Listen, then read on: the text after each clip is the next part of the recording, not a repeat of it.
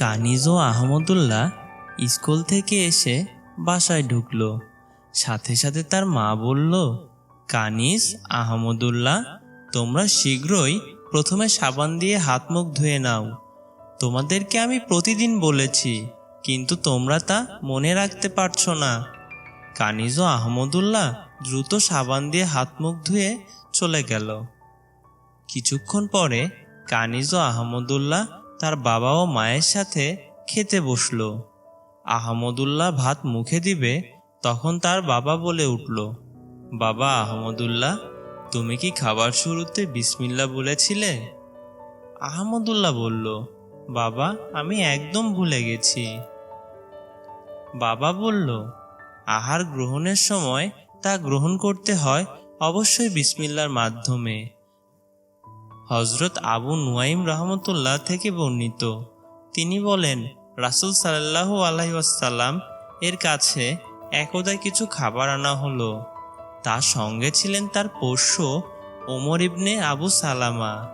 তিনি বলেন, বিসমিল্লাহ বলো এবং নিজের কাছের দিক থেকে খাও। খাবার গ্রহণের সময় বিসমিল্লাহ না পড়া হলে সেই খাবারে শয়তান অংশগ্রহণ করে, ফলে সেই খাবার থেকে বরকত উঠে যায়।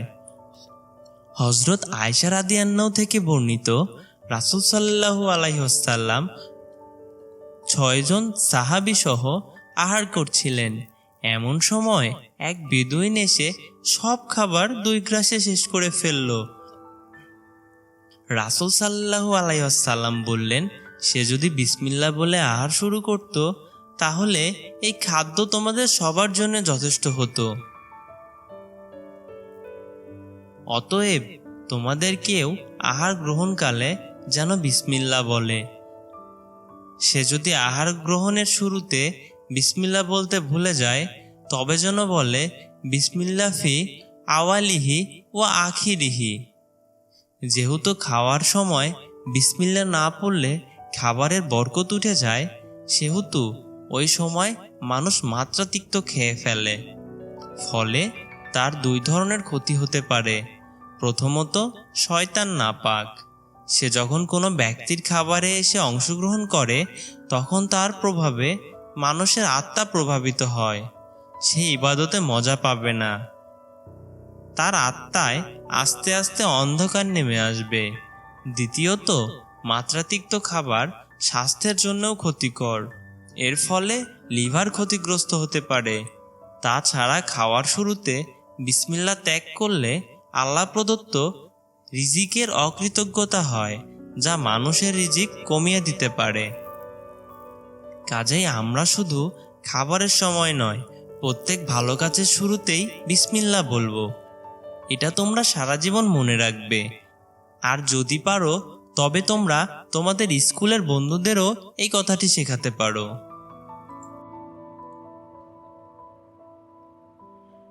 একজন ব্যক্তি রাস্তা দিয়ে যাচ্ছিল। পথে তার সাথে এক ভিক্ষুকের দেখা হলো। ভিক্ষুকটি দেখতে বেশ সুস্বাস্থ্যের ছিল। ভিক্ষুকটি ওই ব্যক্তির সামনে গিয়ে দাঁড়ালো এবং বলল, দয়া করে আমাকে কিছু সাহায্য করবেন? ব্যক্তিটি বলল, হ্যাঁ, আমি তোমাকে অবশ্যই সাহায্য করতে পারি, কিন্তু তুমি বলো, আমি কি তোমাকে স্বল্পমেয়াদী সাহায্য করব, নাকি দীর্ঘমেয়াদী বা চিরস্থায়ী সাহায্য করব? তখন ভিক্ষুকটি একটু চিন্তা করে বলল, জনাব, আপনি আমাকে দীর্ঘমেয়াদী সাহায্য করুন, যাতে করে আমি আমার এই দৈন্য দশা থেকে মুক্তি পাই। ব্যক্তিটি তখন বলল, আমি তোমাকে কিছু টাকা দিলে হয়তো তুমি অল্প সময়ের জন্য ভালো থাকবে, কিন্তু আমি তোমাকে 2টি আমল শিখিয়ে দেই, যা তুমি পালন করলে চিরস্থায়ী সমাধান পাবে। তা হলো, যে কোনো কাজের শুরুতে তুমি বলবে বিসমিল্লাহ, আর সারাদিনে কাজের অবসরে তুমি বলবে আস্তাগফিরুল্লাহ। তখন ভিক্ষুকটি আমল 2টি মুখস্থ করে সেখান থেকে চলে গেলেন। অনেক বছর পর সেই ভিক্ষুকটির সাথে সেই ব্যক্তির আবার দেখা হয়ে গেল। ভিক্ষুককে দেখে এখন আর চেনাই যায় না। সেই লোকটিকে দেখে বলল, আসসালামু আলাইকুম। জনাব, আমাকে কি চিনতে পেরেছেন? আপনি আমাকে মহান আল্লাহ তাআলার রহমতের ছায়াতলে পৌঁছানোর সুযোগ করে দিয়েছেন। আমি আপনার কাছে কৃতজ্ঞ। ব্যক্তিটি সালামের জবাব করে সেখান থেকে চলে গেলেন।